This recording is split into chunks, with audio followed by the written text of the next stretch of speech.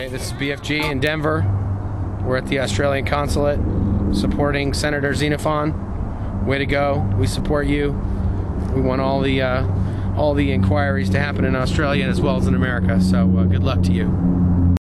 Tell us earlier what you were saying about how effective Anonymous is. Oh, Anonymous has been pretty effective because, you know, a lot of people were saying that when the protests first started happening, there were so many people going, and, you know, 20, 30 people would show up to a Scientology business facility, and, you know, they would shut the whole place down, and everyone was poo-pooing when the less and less people started to show up. But it doesn't matter. If one person shows up, they shut the whole place down. So, you know, the flash raids and the, you know, people going there to spread the truth about the Scientology organization. I think it's completely great what you guys are doing. And you know, if the truth gets out and these people find out what the real story is, then I'm sure they'll make a proper decision on what they should do in regards to Scientology. So you guys are spreading the truth, and every single person I've ever met that's been part of Anonymous has been a nice person. Haven't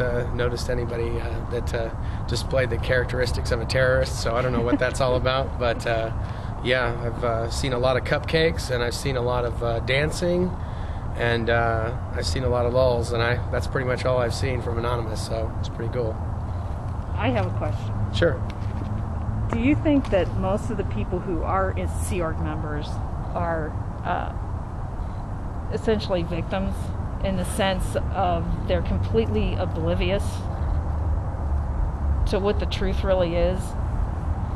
I think in a lot of cases, Sea Org members are there because they want to help people, and they've been sold a story that they are helping people. But I think a lot of them, when they find out what's really happening and what's happening within the organization itself, and then just what happens to them, I think when they get over the fear of leaving, or the fear of what's going to happen to them if they leave, or get over the fear of being recaptured, or, you know, all these things that they're afraid of happening if they speak the truth or if they leave, or I think more and more these people are able to see what's actually truth, and what's, you know, decide what's right and wrong. And then that's why you have a lot of these people that are leaving, a lot of these OT8s that are leaving, a lot of staff that are leaving. There's, you know, they're having a mass exodus right now, and I think it's due to a large part of the information that's being spread around, that's the actual true data on what happens.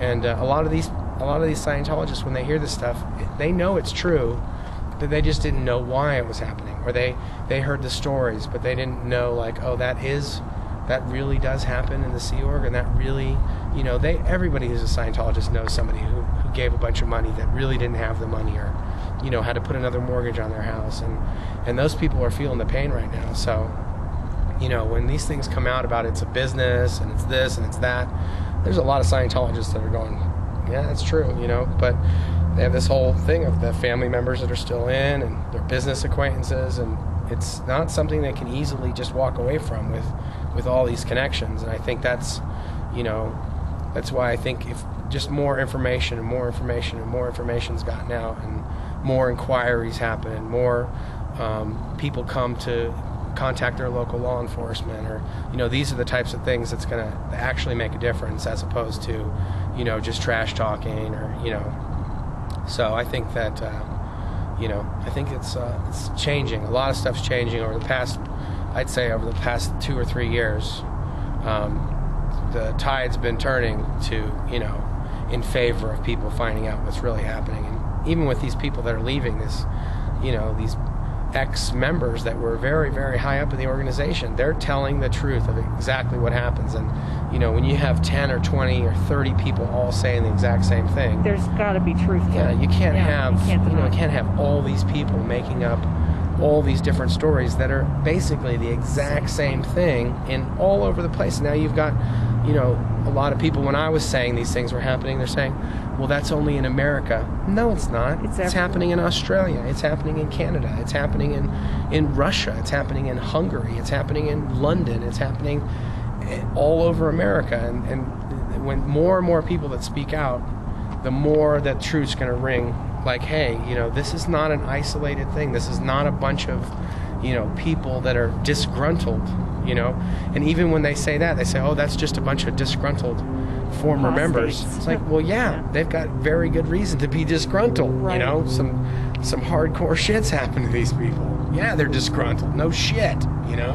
So it's those kind of things. I think that more and more people coming out, more and more people are coming out, and they're not afraid to come out because they know that what they saw was true, what they experienced was true, and I think that more people aren't afraid of what's going to happen if they speak the truth, then the more people are going to keep speaking out. And it's coming now every week. Somebody else is telling these horror stories of what happened, and you've got this guy, Aaron Saxton, who's telling his stories of what happened, and more this Carmel Underwood, or is that her name? Carmel Underwood? Carmel. I know her as Carmel or whatever. She's awesome. She's saying what happened, and she's leading all these other people to say what happened, and more and more people like that are going to make a difference, and sooner or later, law enforcement, local authorities are going to have to do something because it's so widespread.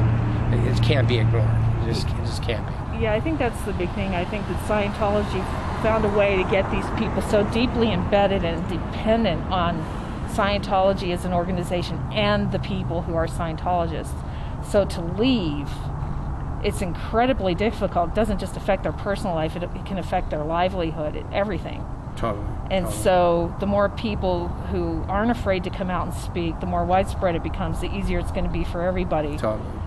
But the main issue is the abuse needs to be addressed. Yeah, totally. Definitely needs to be addressed. And that's where law enforcement has to come in. Yeah. Okay, cool. I have a question. I don't know if you'll be able to answer it, but I was, when discussing Scientology with someone, he asked me, what do they do with their money? Well, so, as in, they get paid all these money from the practitioners, and from the people that billions of dollars. Where does it go? What do they use it for? Well, I can tell you this, that when I was working at the international headquarters, they would spend easily $100,000 to $200,000 a week just on attorneys, private investigators, people to follow people. Freedom Magazine, there's a perfect example. That didn't cost nothing to print, that magazine that they put out when the St. Pete Times article started coming out. They printed up, hundreds of thousands of magazines and had to mail them everywhere. That costs a lot of money. That's where a lot of that money goes to, is to fighting the fights. And, you've got all these people that are paying them for courses they're doing, and the money is being spent on legal battles and fighting the people that are attacking them. And if the people that were giving money to Scientology knew what their money was being spent on, they'd probably give them a little less money than they'd be giving them. So yeah, because they're not really helping people like they think they're doing by donating. They're Nancy, trying to keep it alive. Yeah, Nancy Cartwright gives them $10 million. What did they do with that? They're not helping feed the kids who are being left alone when the parents are at the orgs and stuff. No, and they're not giving it to their employees, that's for sure, because you've got Sea Org members that are being paid less than Chinese slave labor wages. I mean, and eating beans and rice 3 times a day. 50 cents an hour is like the highest amount of Sea Org members getting paid.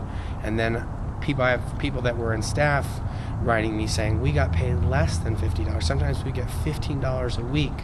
And then they have to work another job so they can feed their kids and pay their rent. And, you've got these staff members that are clearing the planet or saving the world. And how are they doing it? They're doing it living off of ramen and macaroni and cheese because that's the only thing they can afford. But